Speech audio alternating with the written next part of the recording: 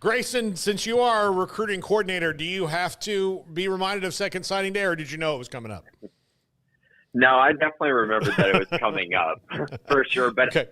but I would say, to Craig's point, I mean, it just has become so watered down. I mean, it's just nowhere near what it used to be. I mean, back in the day, that day used to be, insane. You'd have all the signing day shows. Everyone would be signing kind of in the morning, or throughout that day, you're waiting on guys to make decisions. And nowadays, that happens in December, and even then, it's not quite to the level I don't think that it used to be, which is unfortunate. But I would also say I think it's much better for the calendar and for programs to kind of get these guys locked in before this February date. It kind of makes more sense with the schedule, especially in terms of enrollment.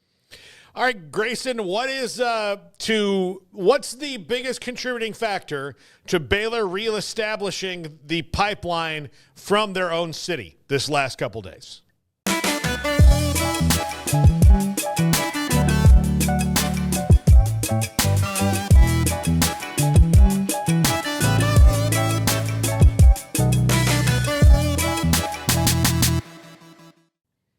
I think it's just a focus on it, right? There's a lot of attention that the staff has put on it. I think the additions of the guys they brought in last offseason from a recruiting standpoint is huge. I also think, there's been guys, I think, that have come through Waco, of course, who have been really good. But I would say that a lot of those times I felt like many of those guys were kind of trending in different directions and kind of, gonna go somewhere else almost regardless. Whereas with these guys, I felt like Baylor's done a good job for years kind of building this connection with the guys in the area. And I think when you offer a kid really young and you continue to recruit them for a long time, like they did with London and Jamarion, it puts you in a really good position to end up landing those guys later on. And I think that's kind of what happened here. Of course, the connection with London, with his family, obviously helps as well. And that's a very rare circumstance, and one that, frankly,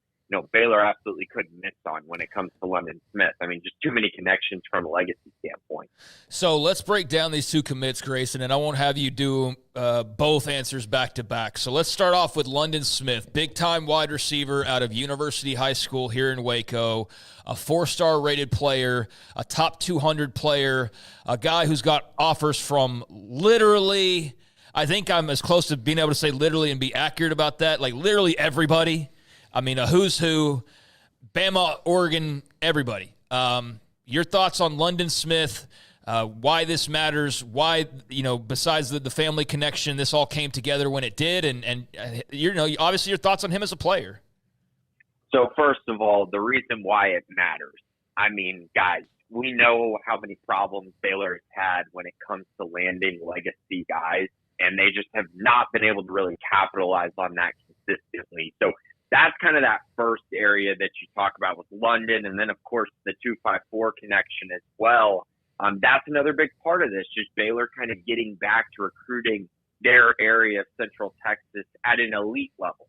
Not a good level, an elite level. And I think you're really seeing that with this kind of addition with London Smith. And I would say the same thing with Jamarion. But, the Baylor legacy part of things definitely is a huge deal here. Now, as far as the player goes, this is a guy that Baylor targeted very early on and made a priority throughout his entire recruitment. I mean, you could say he's pretty much the guy at wide receiver for them, or at least he has been for the longest amount of time. And so I think that speaks to the level of trust that Dallas Baker has in him and kind of who he can be. And then, of course, this new system that Baylor has in with Jake Spavital on this offense.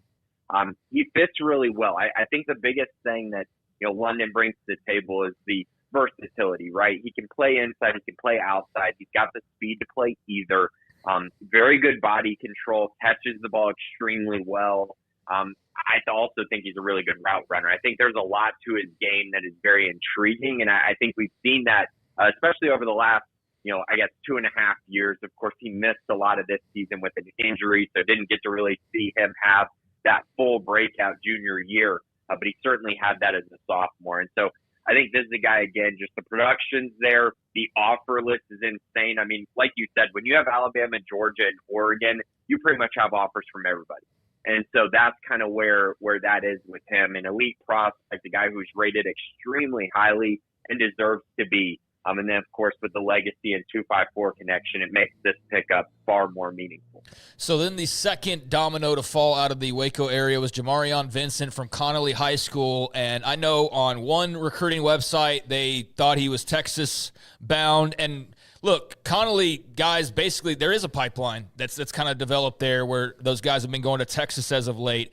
But then I saw, I think it might have been Rivals or something. There was a prediction for Tech or whatever, but he commits to Baylor shortly after London Smith, and a guy who's as highly, if not more highly rated, with a very impressive offer list in his own right, not quite to the extent of London Smith's, but a lot of big offers for him as well. So Jamarion Vincent, why is he kind of changing the Connolly fortunes for the Bears? And same questions that obviously applied to London Smith.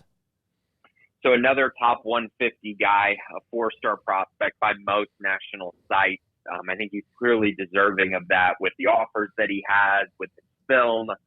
Truly a really special athlete there at Connolly, and a guy that I just think is getting better and better, which is something that you really like to see out of a prospect. Now, for him, the most interesting part about this is he's obviously had a great relationship with the Baylor staff. He visited multiple times, came to Baylor games, but he kind of had to deal with a very sudden change. Because Kevin Curtis obviously moved on, and now Paul Gonzalez comes in from TCU. But the good thing about this is actually Paul Gonzalez had a great relationship with Jamarion already from his time at TCU. They had already gotten to know each other pretty well. So when that transition happened, it was very seamless for the two of them. And so really for Jamarion, I mean, he goes on his junior day visit, and he told me they didn't even really talk about, football or what, Paul Gonzalez has planned for him really at Baylor. That's going to come at a later visit.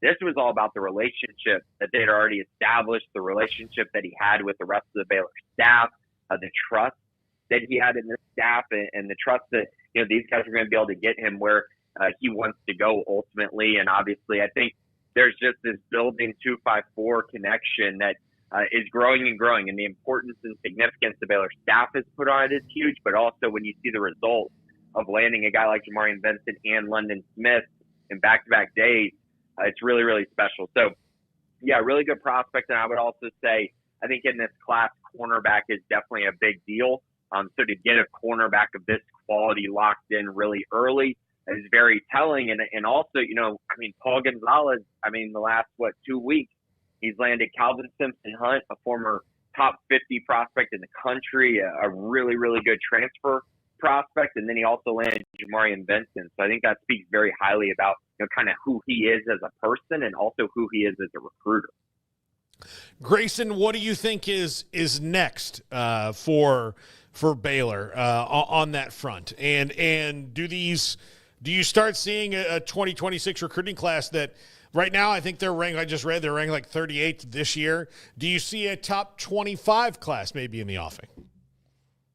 If things continue to trend this way, which in order for that to happen, Baylor's going to have to win football games again, continue winning. That's been kind of the reoccurring theme that I've heard for over a year now. Just they got to get back to winning football games. And if they do that, there's this feeling that they can recruit at a very high level.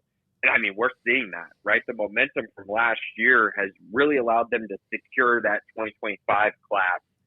That I think is really, really good. I think that's a very special class, even though I know the rankings won't tell you it's a top 25 class. I do think it's right there on the fringe when you truly look through the quality in that class. And then, looking at this class, I think they're off to an even better start. And when you're working with 8 wins for an off season instead of working with 3 wins, it obviously gives you an advantage there and allows you to land guys like London Smith and Jamarion Vincent early. Because you don't kind of have to pitch, just wait till the season starts. We're going to show you kind of who we are. You're already able to do that, right? Because these guys know kind of what the expectation is going into this year. They know the system that's built. They know the head coach is in a good place now. There's just a lot of these factors that I think have led to them being able to recruit at this high of a level for 2026. I do think they can be a top 25 class, but to be honest with you, the thing of it is you can't really ever tell what national rankers are going to do. So would it surprise me if we turn around in 6 months and London Smith is, barely a 4-star guy and Jamarion Vincent drops below 4-star level because they committed to Baylor. No, that wouldn't surprise me. Now, would that be wrong? Of course it is. But if those kind of unlucky situations happen, or if guys don't get bumps that they deserve, such as, Quinn Murphy being ranked outside the top 100 players in the state of Texas, despite having 25 offers, then that can lead to them maybe not being ranked as highly as they should be. But I think in general, the quality of it, I very much think it'll be a top 25 class and potentially even higher than that if the rankings go the right way. So what's on the horizon for football? I mean, you mentioned junior days, all that. What's kind of next up on the schedule? It kind of sucks, right? Because you sort of want to just dwell on these guys for a little bit, but it's just the nature of the beast. It's like, all right, what's next, right? So, unfortunately, what's next? Right. So right now, I mean, you're having the workouts, the football workouts and things along those lines right now. During the spring, you'll have spring camp that comes up typically at the end of March and lasts for a month. So that's obviously something to keep an eye on. Usually the spring game is sometime at the end of April. So that's kind of the thing that's going on right now through the spring. Recruiting gets a little quiet during the month of February because you have a dead period, right. But you'll start seeing guys on campus specifically during spring practices because typically guys like to come, visit the program, see how practices run, things like that. So you'll see more of those visits kind of pop up from a recruiting standpoint. But outside of that, yeah, that's kind of where they're at. They're going to have all these, the workouts. They're going to have, all these early enrollees are in now. The transfers are all in now. And now it's just kind of about preparing for this spring and then for next year. And also, of course, recruiting in the summer becomes more about the official visits. But right now it's still about the unofficial visits, trying to get guys a look at the program, kind of allow them to see what the program is about, see what the practices are about. And then hopefully, they're able to land some of these guys on official visits and secure those. Because as we've seen in past years, Baylor does a really good job once they get guys on campus. They really do a good job of closing. So if they're able to get some of those highly rated guys on campus, they might have a good shot at, really building a very special class for 2026. Grayson, what's your level of faith in the basketball Bears as number 11 Kansas rolls in tomorrow afternoon?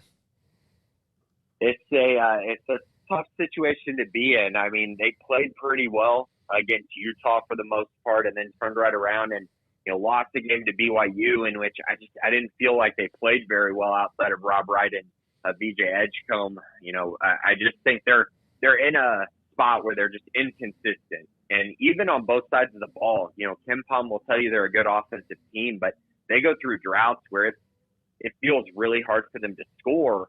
And then you also see situations where Norchad Omier, if he gets in foul trouble, they have real problems on this team. And the problem is he's been in foul trouble quite a bit, and now they're going up against Hunter Dickinson in Kansas, in which that's going to be a very tough test for them down low. Now, on the flip side, they have been pretty good at home outside of that TCU game.